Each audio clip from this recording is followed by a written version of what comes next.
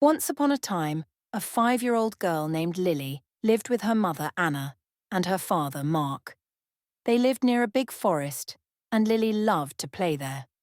One day, while playing, Lily found a hidden cave. She felt both scared and excited. Lily ran back home and told her parents about the cave. Mark and Anna decided to explore it with her.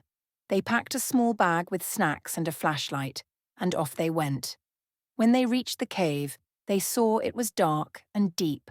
Mark said, "Let's not let fear abase us. We can do this together."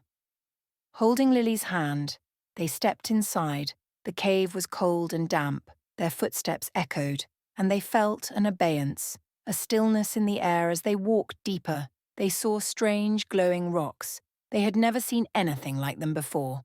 Anna said, "These rocks are aberrant. They don't belong here." Lily touched one, and it felt warm. Suddenly they heard a noise. It was a small, friendly dragon named Sparky. Sparky looked sad and abashed. "I'm sorry for scaring you," Sparky said. "I am stuck here because I lost my way." Mark and Anna decided to help Sparky. They didn't want to abbreviate their adventure by leaving him behind. "We won't let fear or confusion abate our efforts," Mark said. They followed Sparky through the cave, looking for a way out. At one point, they came to a fork in the path. Mark chose the left path, but it was a dead end. They turned back, and Lily suggested the right path. As they walked, they felt the abatement of their worries. Finally, they found a hidden exit covered by vines. Sparky flew through it happily. "Thank you for helping me," he said. "You didn't let fear abase you, and you didn't abdicate your responsibility." Lily, Anna, and Mark smiled. They were proud of their adventure and how they had worked together.